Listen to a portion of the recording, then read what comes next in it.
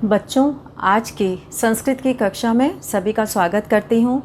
और आज हम लोग व्याकरण में पाठ 8 पढ़ेंगे, जिसका नाम है क्रियापद।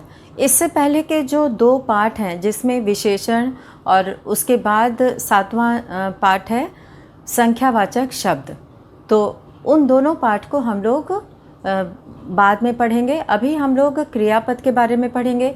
इससे पहले वीडियो में हम लोगों ने सर्वनाम शब्द के बारे में पढ़ा था, जिसमें पुरुषवाचक सर्वनाम के बारे में हम लोग विस्तार से जाने थे। और पुरुषवाचक सर्वनाम में हम लोग प्रथम पुरुष, मध्यम पुरुष और उत्तम पुरुष के अंतर्गत आने वाले सभी सर्वनाम शब्दों के बारे में जानकारी प्राप्त की थी। और उसी से जो है वो रूप बदल कर दूसरे शब्दों का भी हम लोग जो है सर्वनाम शब्द का प्रयोग जो है वो कर सकते हैं दूसरे क्रियाओं के साथ, धातु रूप के साथ। और आज हम लोग पाठ पढ़ने जा रहे हैं क्रियापद। और जैसा कि सभी को पता है, क्रिया किसी कार्य के करने या होने के का जो बोध कराता है। जिन शब्दों से किसी कार्य के करने या होने का बोध होता है उसे क्रिया कहते हैं। तो यहाँ पे हम लोग पढ़ेंगे कि क्रिया यानी कि जिस शब्द से किसी कार्य के करने या होने का बोध होता है।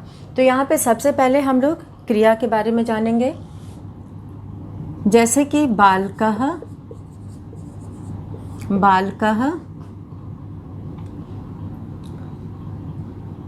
पुस्तकं पठति। तो यहाँ पर बालक पुस्तक पढ़ता है, तो बालकः यहाँ पे बालका होगा क्योंकि ये करता है, और पुस्तकं पठति, तो यहाँ पे पठति जो है वो क्रिया है। और इसमें जो है वो पठ धातु है, और पठ धातु के लट लकार के वर्तमान काल के प्रथम पुरुष एक वचन का ये रूप है। तो यहाँ पर बालकः करता है, पुस्तकं कर्म है और पठति क्रिया है। यहाँ पे ये करता है क्योंकि ये कार्य को कर रहा है। पढ़ने का कार्य कौन कर रहा है? बालक कर रहा है। और बालक क्या पढ़ रहा है? पुस्तक पढ़ रहा है। तो उसकी क्रिया के व्यापार का फल जिस पर पड़ता है वह कर्म कहलाता है। तो यहाँ पे पढ़ने का कार्य जो है ये पुस्तक से हो रहा है, पुस्तक को पढ़ रहा है। तो यहाँ पुस्तकम हो गया, पुस्तक को। तो बालक पुस्तक पढ़ रहा है। तो यहाँ पे इन तीनों का प्रयोग हुआ है, और पठति जो है ये क्रिया रूप है। और इसके बाद हम लोग देखेंगे क्रिया जो है जिस शब्द से, यहाँ पे हम लोग क्रिया के बारे में लिखेंगे, क्रिया जिस शब्द से किसी कार्य के, जिस शब्द से किसी कार्य के होने, करने या होने का, किसी कार्य के करने का, जैसे यहाँ पढ़ने का कार्य हो रहा था, कार्य को करने या होने का बोध होता है, होने का बोध होता है, उसे बोध होता है, उसे क्रिया कहते हैं। तो यहाँ पर हम लोग देखेंगे कि जिस शब्द से किसी कार्य के करने या होने का बोध होता है उसे क्रिया कहते हैं। तो यहाँ पर कार्य से मतलब है, जैसे कि बालक पुस्तक पढ़ रहा था, बालिका चित्र बना रही है, बालिका चित्रम रचयति, बालिका चित्र बना रही है। तो यहाँ रचयति शब्द जो है वो क्रिया है। और यहाँ पे धातु का प्रयोग होता है। धातु क्रिया के मूल रूप को धातु कहते हैं। तो धातु जो है वो क्रिया के मूल रूप को कहते हैं। और इसमें जैसे कि पठति शब्द में पठ धातु है, और इसमें हम लोग देखेंगे कि धातु जो है वो क्रिया के मूल रूप को कहते हैं, और उसी में जो है वो प्रत्यय लगाकर उससे क्रियापद बनाए जाते हैं। तो यहाँ पे धातु में जो है वो मूल शब्द है ये, और इसमें जो है क्रियाएं जो है वो धातुओं, इन धातुओं में प्रत्यय लगाकर बनती हैं और जब उसमें प्रत्यय लग जाता है तब वो क्रियापद कहलाता है। तो क्रिया के मूल रूप को धातु कहते हैं। क्रिया के मूल रूप को, अब ये मूल रूप क्या है? मूल रूप को धातु कहते हैं। और धातु, जैसे कि यहाँ पे उदाहरण दिया जा रहा है, धातु कहते हैं जैसे पठ, पठ मतलब पढ़ना, लिख, पठ मतलब पढ़ना, और लिख, लिख मतलब लिखना। तो यहाँ पे ये मूल शब्द हैं। और इसी तरह से खाद मतलब खाना, खाद मतलब खाना, ये सब जो है वो मूल शब्द हैं। यहाँ पे पठ, लिख, खाद और ये मूल शब्द हैं। और जब इसमें प्रथम पुरुष, मध्यम पुरुष और उत्तम पुरुष, ये 3 पुरुष होते हैं धातु रूप में। जब धातु रूप बनाया जाता है तो उसमें प्रथम पुरुष, मध्यम पुरुष और उत्तम पुरुष के 3 रूप होते हैं, 3 पुरुष होते हैं। और एक वचन, द्विवचन और बहुवचन में जो है धातु रूप होता है। तो शब्द रूप में भी एक वचन, द्विवचन और बहुवचन होता है, और धातु रूप में भी एक वचन, द्विवचन और बहुवचन होता है। तो इस तरह से यहाँ पे हम लोगों ने देखा कि क्रिया के मूल रूप को धातु कहते हैं। ये जो पठ धातु है, और पठ धातु में जब प्रत्यय लग जाता है तो इससे रूप बनता है। वर्तमान काल में लट लकार में पठति बनेगा, लिट लकार है तो पठिष्यति बन जाएगा। और इसी तरह से अपठत और अपठत, अपठत और अपठताम, अपठन, ये सब रूप बनते हैं। और इसी तरह से पठतु, पठताम, पठन्तु और पठेत, पठेताम, पठेयु। इस तरह से कुछ मूल जो धातुएं हैं, इससे जो है वो प्रत्यय लगाकर पद बनाए जाते हैं और उसे क्रियापद कहते हैं। और धातु में अब यहाँ पे हम लोग देखेंगे कि धातु प्रत्यय क्या होता है। तो धातु प्रत्यय यानी कि धातु से, धातु में, धातु से क्रियापद बनाने के लिए अब हम लोग यहाँ पे देखेंगे धातु प्रत्यय क्या है। धातु प्रत्यय तो क्रिया से धातु रूप बनाने के लिए जिन प्रत्ययों का प्रयोग किया जाता है वे धातु प्रत्यय कहलाते हैं। और इसमें तिंग प्रत्यय का प्रयोग किया जाता है, और ये आत्मनेय पद और परस्मैय पद में प्रयोग किए जाते हैं, जिसमें 9 पूरे रूप होते हैं 9 आत्मनेय पद का। क्योंकि इसमें 3 पुरुष होता है, 3 वचन होता है, तो पूरे 9 शब्द बनते हैं। तो परस्मैय पद और आत्मनेय पद में ये प्रत्यय जो है वो लगाए जाते हैं, तिंग प्रत्यय का इसमें प्रयोग होता है। और जब प्रत्यय लग जाता है तो वो जो है वो क्रियापद कहलाते हैं। तो संस्कृत में हमेशा जो है वाक्य में क्रियापद का ही प्रयोग किया जाता है। तो इसमें क्रिया के मूल रूप को धातु कहते हैं। और धातु जो है संस्कृत, हिंदी में जिस तरह से काल का प्रयोग किया जाता है, संस्कृत में लकार का प्रयोग करते हैं। तो क्रिया के होने के समय को, जिन शब्दों से क्रिया के होने के समय का, काल का पता चलता है, उसे जो है वो लकार कहते हैं। और लकार यानी कि जिस तरह से संस्कृत में वर्तमान काल होता है, वर्तमान काल, काल यानी कि जिससे क्रिया के होने के समय का पता चलता है। और यहाँ पर वर्तमान काल के लिए लकार शब्द का प्रयोग किया जाता है। तो जिस तरह से इंग्लिश में टेंस का प्रयोग करते हैं, प्रेजेंट टेंस, पास्ट टेंस और फ्यूचर टेंस होता है, वैसे ही हिंदी में वर्तमान काल, भूतकाल और भविष्यत काल होता है। और संस्कृत में इसी काल के लिए लकार शब्द का प्रयोग किया जाता है। तो वर्तमान काल के लिए हम लोग प्रयोग करते हैं लट लकार का। और इसके बाद हम लोग भूतकाल के लिए प्रयोग करते हैं लंग लकार। यहाँ पे लट लकार जो है वो वर्तमान काल के लिए होता है, और लंग लकार का प्रयोग करते हैं भूतकाल के लिए, और भविष्यत काल के लिए प्रयोग करते हैं भविष्यत काल। भविष्यत काल के लिए हम लोग प्रयोग करते हैं लिट लकार का। लिट लकार, री स्वर में आता है, तो उसी री की ये मात्रा है, तो ल के साथ री का उच्चारण करते हैं। ये री से ऋषि जो होता है उस री की ये मात्रा है, लिट लकार। तो इस तरह से यहाँ पर वर्तमान काल लट लकार, भूतकाल लंग लकार, भविष्यत काल लिट लकार का प्रयोग किया जाता है।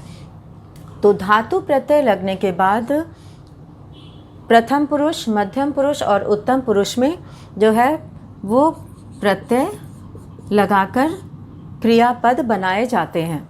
तो क्रियापद जो है वो क्रिया यानी कि धातु, क्रिया के मूल रूप को धातु कहते हैं और धातु में प्रत्यय लगाकर धातु प्रत्यय बनाए जाते हैं। जो धातु प्रत्यय, जो प्रत्यय लगते हैं उनको धातु प्रत्यय कहते हैं और उन्हीं से जो है वो अलग अलग काल में अलग अलग लकार के साथ अलग अलग शब्द बनते हैं और वो क्रियापद कहलाते हैं। तो जैसे कि लट लकार में हम लोग देखेंगे कि वर्तमान काल के लिए लट लकार का प्रयोग होता है और इसमें भी 3 वचन रहेंगे और 3 जो है पुरुष रहेगा और तीनों पुरुष में क्रियापद के रूप बनेंगे। तो इसमें हम लोग कुछ मूल धातुओं को जान सकते हैं, जैसे कि पठ, लिख और खाद, गम, धाव, और इसके बाद फिर खाद शब्द है और यहाँ पर गम शब्द से गच्छति, गच्छता, गच्छन्ति रूप बनता है। तो यहाँ पर जो है अलग अलग पत शब्द से पतति, पतता रूप बनता है। तो इसमें जो है वो अलग अलग काल में अलग अलग जो है क्रियापद बनते हैं।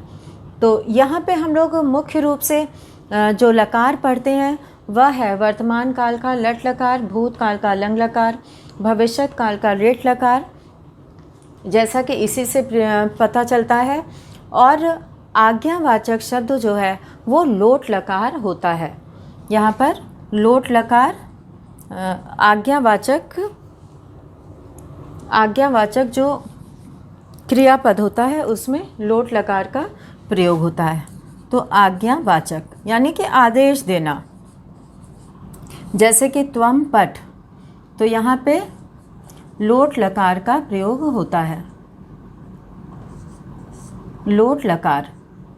और इसी तरह से जो है 5वां लकार होता है, जो मुख्य ये लकार हैं जो कि क्लास 6 to 8 में जिसके बारे में बताया जाता है। और उसके बाद फिर है चाहिए के अर्थ में, चाहिए के अर्थ में जैसे कि किसी को कुछ चाहिए, उस अर्थ में हम लोग विधिलिंग लकार का प्रयोग करते हैं। तो यहाँ पे विधिलिंग लकार, यहाँ पे विधिलिंग लकार, तो इसका प्रयोग जो है वो चाहिए के अर्थ में किया जाता है। तो यहाँ पे हम लोग देख रहे हैं कि जो धातु प्रत्यय लगाए जाते हैं उनसे जो धातु रूप बनते हैं, क्रियापद बनते हैं। तो क्रिया से ही पता चलता है कि क्रिया हो रही है, क्रिया के होने का पता चलता है और क्रिया किस समय में हो रही है। तो यहाँ पर लट लकार, लंग लकार, लिट लकार, इससे जो है वो क्रिया के होने का समय पता चलता है कि क्रिया अभी हो रही है या हो चुकी है या अभी होगी। और इसके बाद 2 लकार और हैं जिसमें आज्ञावाचक शब्द है लोट लकार, जैसे कि त्वम पठ, तुम पढ़ो, त्वम लिख, तुम लिखो, त्वम गच्छ, तुम जाओ, त्वम खाद, तुम खाओ। तो इस तरह से जो है वो आज्ञावाचक शब्द जो है वो आज्ञावाचक अर्थ में लोट लकार का प्रयोग किया जाता है। तो यहाँ पर हम लोग देखेंगे कि लोट लकार का प्रयोग आज्ञा देने या आज्ञा लेने के अर्थ में होता है। अब हम लोग यहाँ पे चाहिए के अर्थ में देखेंगे विधिलिंग लकार का प्रयोग किया जाता है। तो चाहिए के अर्थ में विधिलिंग लकार का, जैसे कि सह पठतु, उसे पढ़ना चाहिए। तो यहाँ पे पठतु शब्द का प्रयोग होगा, पठेत शब्द का प्रयोग होगा। तो पठेत शब्द सह पठेत, उसे पढ़ना चाहिए। पठेयुः बहुवचन में प्रयोग होता है। तो इस तरह से अलग अलग अर्थ में अलग अलग लकार का प्रयोग किया जाता है। तो आज्ञावाचक अर्थ में जो है लोट लकार का, यहाँ पे लोट लकार होगा, लोट लकार, यहाँ पे ल लिखना है, लोट लकारः, लंग लकारः। और अब हम लोग देखेंगे कि वर्तमान काल में जो है कुछ मूल धातुओं से किस तरह से रूप बनाया जाता है। तो इसमें हम लोग देखेंगे कि वर्तमान काल यानी कि लट लकार, इसे सभी बच्चों को अच्छे से समझना होगा कि किस काल के लिए कौन सा लकार प्रयोग किया जाता है। तो यहाँ पर वर्तमान काल में लट लकार और भूतकाल में लंग लकार, भविष्यत काल में लिट लकार और आज्ञावाचक अर्थ में लोट लकार और चाहिए के अर्थ में विधिलिंग लकार का प्रयोग किया जाता है। तो इस तरह से यहाँ पे हम लोग देखेंगे। सबसे पहले लट लकार का प्रयोग देखेंगे और लट लकार यहाँ पे वर्तमान काल, और इसमें हम लोग देखेंगे कि कौन से तीनों पुरुष में रूप बनते हैं। वर्तमान काल, और इसमें हम लोग लेंगे पठ धातु या लिख धातु भी ले सकते हैं। तो पठ या लिख धातु का जो है हम लोग प्रयोग देखेंगे। तो सबसे पहले हम लोग यहाँ पर लट लकार का प्रयोग देखते हैं और इसमें हम लोग धातु लेंगे पठ धातु, और पठ का अर्थ होता है पढ़ना, ये बताया गया है सभी को, और बच्चे पठ शब्द का बहुत बार प्रयोग भी कर चुके हैं। तो यहाँ पे पठ धातु से और एक वचन, द्विवचन और बहुवचन ये रूप बनता है। तो सबसे पहले एक वचन और फिर द्विवचन और फिर बहुवचन, बहुवचन का रूप बनेगा। तो यहाँ पे हम लोग ये देखेंगे कि एक वचन के साथ जो है हम लोग सबके साथ पुरुषवाचक सर्वनाम का प्रयोग करके उस वाक्य को पूरा करेंगे। और यहाँ पे हम लोग हेडिंग डालेंगे प्रथम पुरुष, क्योंकि पहला पुरुष जो है वो प्रथम पुरुष होता है, जो अन्य यानी कि जिसके बारे में बात हो रही है उसके लिए प्रयोग किया जाता है। और मध्यम पुरुष, मध्यम पुरुष यानी कि श्रोता, जो बात को सुन रहा है।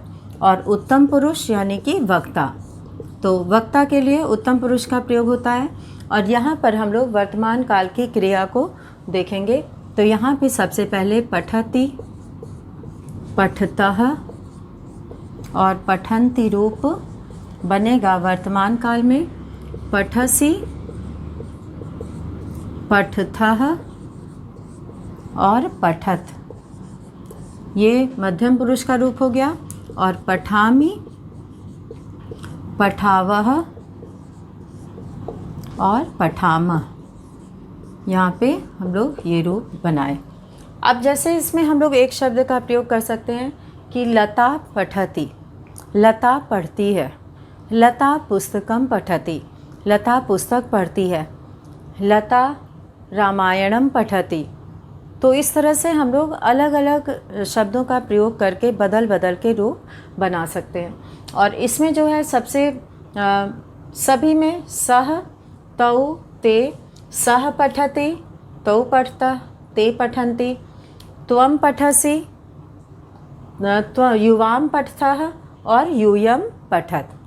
अहं पठामि, आवां पठावः, वयं पठामः। तो इस तरह से ये पूरे 9 सर्वनाम शब्द का यहाँ पर प्रयोग हुआ है और 9 यहाँ पर क्रियापद है, और इन सब में प्रत्यय लगने से ये क्रियापद कहलाते हैं। और इस तरह से हम लोग लट लकार यानी वर्तमान काल का प्रयोग किए। अब हमें बोलना है कि बालक विद्यालय जाता है। तो यहाँ पर जाता है, तो ये वर्तमान काल की क्रिया है।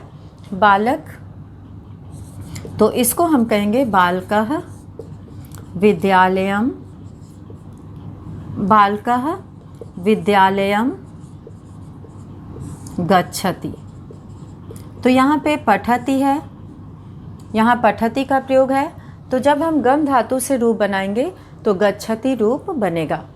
तो बालकः विद्यालयम गच्छति, बालक विद्यालय जाता है। ठीक है। तो इस तरह से इन सभी शब्दों का प्रयोग होता है। अहम पठामि, त्वं पठसि, युवां पठतः, यूयं पठत, अहम पठामि, आवाम पठावः, हम दोनों पढ़ते हैं, वयम पठामः, हम सब पढ़ते हैं। तो इस तरह से यहाँ पर पूरे 9 जो है वो क्रियापद बने। अब हम लोग देखेंगे कि भूतकाल के लिए इस अर्थ में लंग लकार का प्रयोग हम लोग करते हैं। तो इसमें किस तरह से रूप बनता है ये हम लोग यहाँ पर करेंगे, और इसी धातु का हम लोग करेंगे। यहाँ पे पठ धातु है और यहाँ पे हम लोग बदल देंगे इसको, और ये सभी शब्द बदल जाएंगे। जब लकार बदलेगा तो रूप भी बदल जाएंगे। और यहाँ पे हम लोग अब देखेंगे, वर्तमान काल हम लोग देख चुके, और अब हम लोग दूसरा देखेंगे भूतकाल, जिसके लिए लंग लकार का प्रयोग होता है। तो ये पठ धातु है, मूल धातु है ये, और अतीत के अर्थ में लंग लकार का प्रयोग होता है। तो यहाँ पे ये भूतकाल लिखेंगे। तो भूतकाल के लिए हम लोग इस लकार का प्रयोग करते हैं।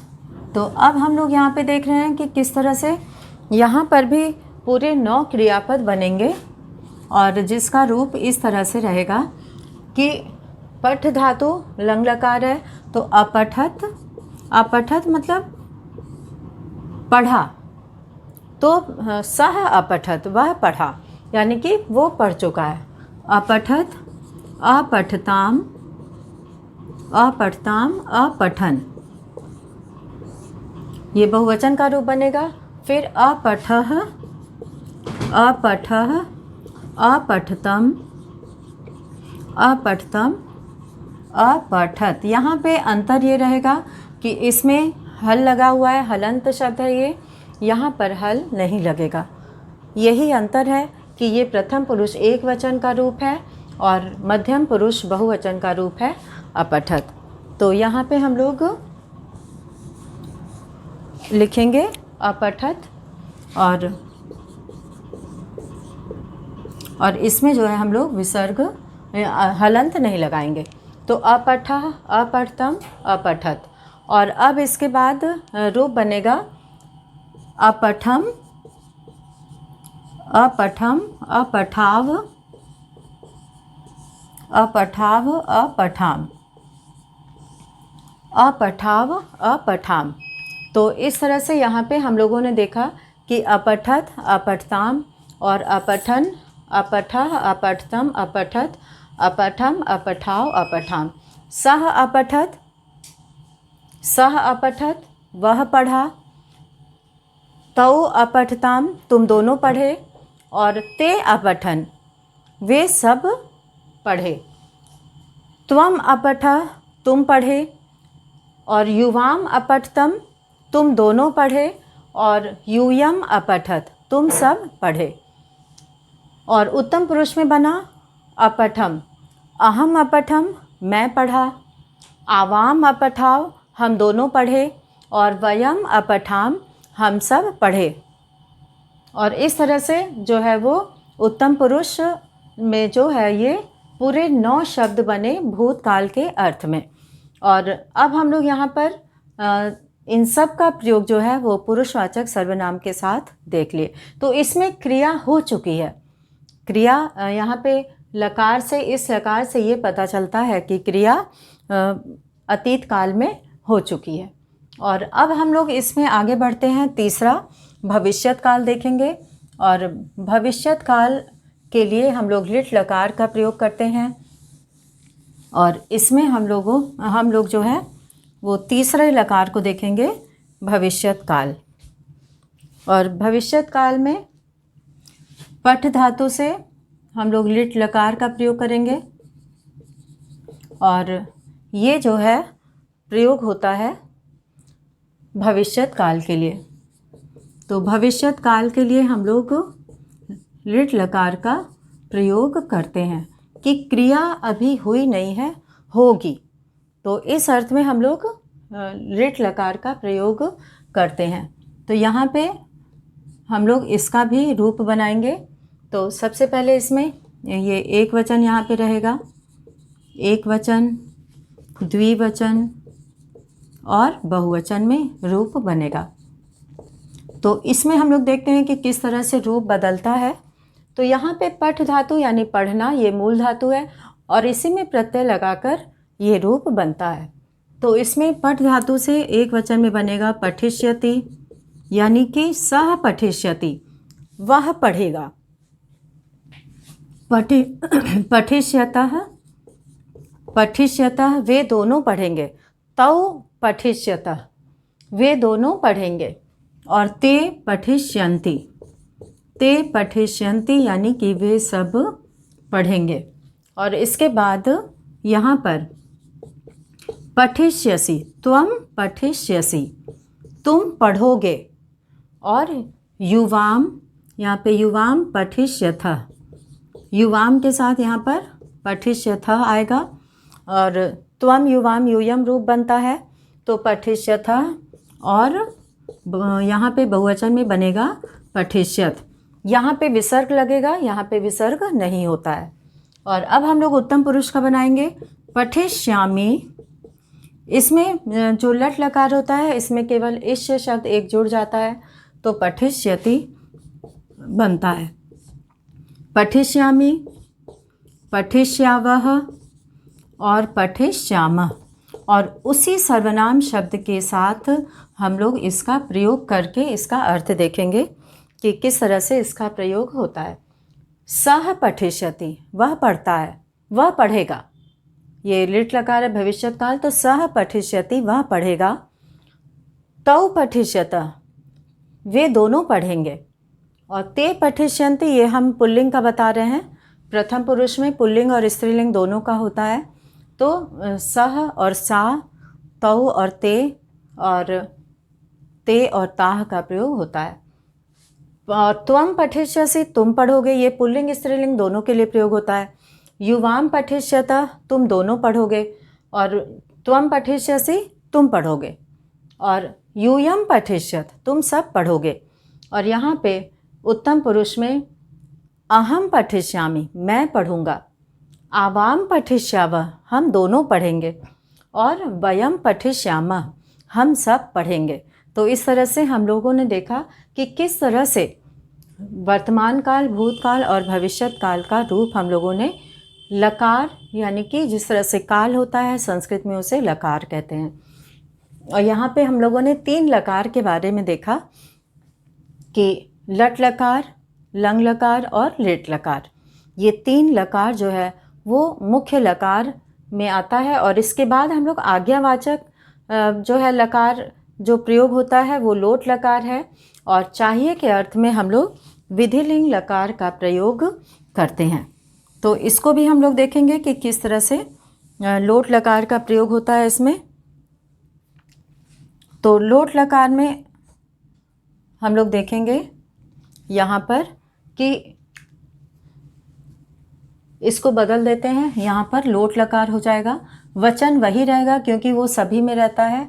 और ये जो लकार है वो आज्ञावाचक होता है, आज्ञा देने के अर्थ में या लेने के अर्थ में इसका प्रयोग किया जाता है। तो यहाँ हम लोग लोट लकार का प्रयोग करेंगे, आज्ञावाचक, आज्ञा देना या आज्ञा लेना। तो यहाँ पे हम लोग इसका प्रयोग सीखेंगे। और इसमें हम लोग देखेंगे कि किस तरह से पठतु, यहाँ पे एक वचन में बनेगा प्रथम पुरुष में। पठतु, पठताम, पठन्तु यहाँ पे। और पठ पठतम पढ़त, पठ पठतम पठत,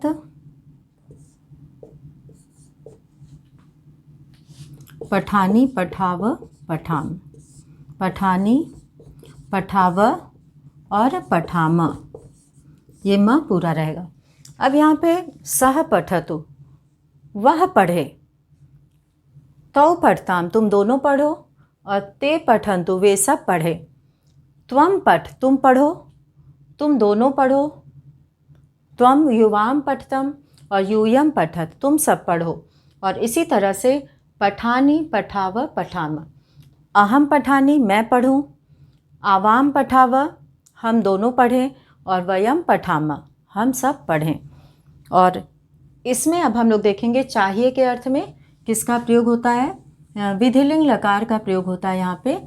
तो चाहिए के अर्थ में हम लोग विधिलिंग लकार का प्रयोग यहाँ पर देखेंगे। तो यहाँ पे हम लोग अंतिम यहाँ पे देख रहे हैं विधिलिंग लकार 5वां।